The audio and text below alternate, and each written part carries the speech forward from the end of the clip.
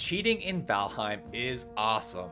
You can make builds cost 0, fly like Superman, and even instantly kit yourself with gear for a specific biome with a single command, and so much more. In this video, I will share with you how to enable these cheats and walk you through my personal favorites. To enable cheats on Steam, navigate to your game library, cycle to Valheim, right-click on it, and hit Properties. From there, open the default tab and type the text "-console" in this box and close the window. Launch the game, and once inside, it's simple to enable cheats, as you will see in a moment. If on Xbox or playing via Xbox Game Pass, I will link directly to the Valheim wiki page in this video description that will show you exactly how to enable cheats on both of those platforms. With that out of the way, dive into Valheim, and once you're in game, hit F5 on your keyboard to bring up a console menu. Type in the text DevCommands, all one word, and you should see the word true, indicating DevCommands have been enabled, as well as a warning to use them at your own risk. As a rule of thumb, with many of these commands, should you ever want to disable them, simply type them back into the command window and hit enter. This time, you will see the false text appear, indicating in this case that dev commands are now disabled. With that out of the way, let's get into the fun. The first command I recommend you try is debug mode, which when typed, effectively enables creative mode, giving you 4 powerful keybinds. First, when pressing the B key, text will appear in the top left of your screen to indicate that there is now no placement costs. When opening your crafting menu, you will notice all recipes are now available to you, and you can now build any item or place any structure free of cost. When done with it, simply hit B to disable its function. Second, press K to instantly defeat all creatures in your vicinity. A total number of creatures slain will also be displayed in the top left of the screen. Third, the ZAD key will allow you to fly. Once in flight, use the WASD keys to move around, hold shift to move faster, and the spacebar to rise and control to descend. Fourth, press the L key to remove all loose objects laying on the ground. If you're anything like me, your base is a mess, and this command allows you to easily tidy up. Of course, if you would rather use commands instead of the keybinds, you can type no cost into the command prompt and enable free placement costs, kill all to slay all creatures, fly to enable flight, and remove drops to delete all loose items. From here, I will take you through the best dev commands broken into 4 categories, but if at any point you want to search through them yourself, input the command help to display all commands. Otherwise, I will leave a link to the wiki, which again provides everything you need to know about console commands. First, we will cover ways you can modify your character. Second, how to change your environment and trigger events. Third, a complete overview of the spawn keyword. And fourth, leaving the best for last, a grouping of my favorite and most interesting commands you have to try. Kicking off with character commands, you can change the appearance of your character in 3 different ways. 1. Input the command model, followed by the numbers 0 or 1. 0 will change your character model to male, while 1 will change it to female. 2. You can cycle through the different hairstyles available to you. Input the command hair, followed by the hair ID that you want. You will notice that when you type the command, the console will populate a list of options to help you autofill your input.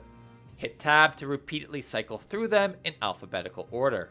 You can tab your way through the options for any other commands you choose. And third, you can change your facial hair by typing beard. Like hair before it, input the beard ID of the desired look, or once again, use tab to cycle through the options.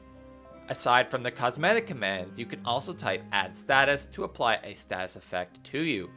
For example, you can make yourself wet or even set yourself on fire by inputting the specific status code followed by the add status command. However, one that I personally like to use is add status rested for a quick 8-minute rested buff. Alternatively, use clear status to remove any status effects applied to your character. Before getting into commands that will assist you in combat, if you are ever dissatisfied with your food choices, type puke in the console to empty your stomach without the puking animation of bukeberries. In battle, you can always depend on the God command. With this active, you will still take damage, but your health will never drop below 1. Alternatively, if you want to avoid the attention of creatures altogether, type Ghost into the console to become invisible to all enemies. With this active, creatures will not notice you, let alone attack you.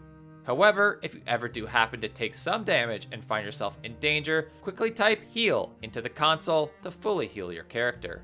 All that said, if you still need assistance in combat but want to be less powerful than a god, use the raise skill keyword to increase your skills. Inputting raise skill followed by the skill name and thirdly followed by a number will increase that skill by that number of levels.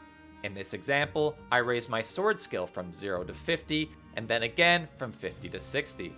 The skill names are just as you would expect, but will also autofill as you input them. On the contrary, you can reset a skill back to 0 in a similar way by inputting reset skill, followed by the skill name, or alternatively, reset all skills back to 0 with the reset character command. The next set of cheats to cover are those allowing changes in weather, time, the trigger of events, and exploration of the map. Starting with events, you can first trigger a random event with, you guessed it, random event. What's noteworthy about this command is the only events that can be triggered are those eligible based upon the bosses you have defeated and the biome you're in. Since in this case, I'm not near any base structures, the only eligible event that can spawn is the you are being hunted event. If you want to trigger a specific event, you can input event, followed by the event name, which take a variety of different naming conventions of which you can look up in the wiki, linked directly to the DevCommands page in the video description. When you're sick of fighting the raid, input stop event. Weather commands, on the other hand, are triggered starting with the env command, followed by the weather type to start a weather event. Rain, for example, is a simple one, or alternatively, try bone mass to trigger a greening of your environment like when fighting the swamp boss. When ready to return to the default, input reset env. Like the environment, you can also manipulate time. First, simply skip forward one day by inputting sleep. To add more precision, you can use the command skip time, followed by the number of seconds you want to skip forward. For reference, 1800 seconds would be the equivalent to skipping one full day. Alternatively, if you're only concerned with time within a day, you can specify it with the TOD command. Input TOD followed by a number from 0 to 1, with 0 and 1 being midnight and 0.5 being noon. Lastly, before getting to spawn commands, if you have become sick of clearing the fog of war, you can reveal the entire map using the explore map command and the inverse reset map to conceal the world once again. Before getting to my personal favorite commands, we must first cover perhaps the most versatile keyword in spawn. To spawn any item, simply type spawn, followed by the item ID of the item of which you want to summon.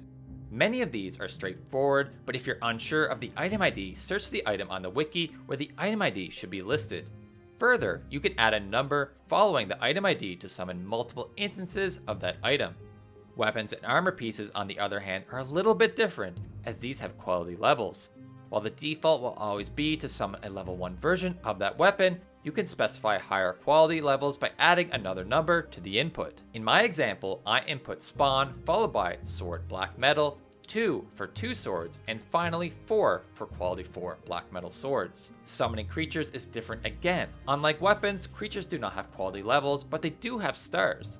Like weapons, we follow a similar convention with the keyword spawn followed by the creature ID, the number of creatures you want, followed by the star level of the creature. Star levels start at 1 for 0 stars, 2 for 1, and 3 for 2. You can even summon star versions of creatures that do not occur naturally in the game and let them do battle like I have done with this 2-star Lox and Abominations. Should you rather tame your summoned creatures, like Loxin for example, simply input the command tame to instantly have them join your faction. With the spawn keyword understood, it's time I share with you my top 5 favorite and least commonly known, starting with find and find TP. These commands work to either find the location of a certain creature, object, or location and ping it on your map, while the find TP takes it a step further by teleporting you to that location. To illustrate, I teleported to the remains of a Lox with command find TP Lox, a tar pit with find TP tar pit 1, and pinged a fueling camp on my map with find DG_goblin camp. Second, you can teleport anywhere on the map with the go to order, which levers an X and Y coordinate. For reference, if wanting to teleport to the center of the map, input go to 0 space 0. From the center, coordinates will vary from -8,000 to the far west to +8,000 in the far east, 8,000 to the far north, and -8,000 to the far south. Alternatively, Hold down Control on your keyboard and hit your middle mouse button with your cursor on your map and instantly teleport to the location you ping. Third, and what I often use in getting gear quickly in shooting my videos, is the item set commands. This text allows you to immediately kit yourself for a specific biome, boss fight, and even playstyle with mage options by inputting item set followed by the biome, boss, or playstyle you would like to prepare for. In this example, I immediately kitted myself out in Ashland's mage gear, food, and increased my skills to the Ashland's appropriate level by inputting item set followed by Ashland's mage. Any of the gear you had on you prior to the command will be placed on the ground in a tombstone. I use item sets all the time by cycling through them and selecting the one most appropriate for the topic being discussed in my videos. Fourth is the timescale command, which I use all the time to get 6 screenshots in game. This command allows you to either slow down your game by inputting timescale followed by a number between 0 and 1, or speed it up with a number greater than 1. In my case, I was able to capture a Lox being stung by a mosquito in slow motion by setting the timescale to 0.1, but also had some fun speeding around my Lox and pals when I increased the game speed by 5 with the input timescale 5. And fifth, another great tool for capturing screenshots in-game is using the free fly command. This command allows you to leave your body and act as a free camera. You can even further improve your screenshots by hiding the HUD by holding Control and hitting F3. And if this video convinced you to start using dev commands, you should consider doing the 20 things covered in this video right here.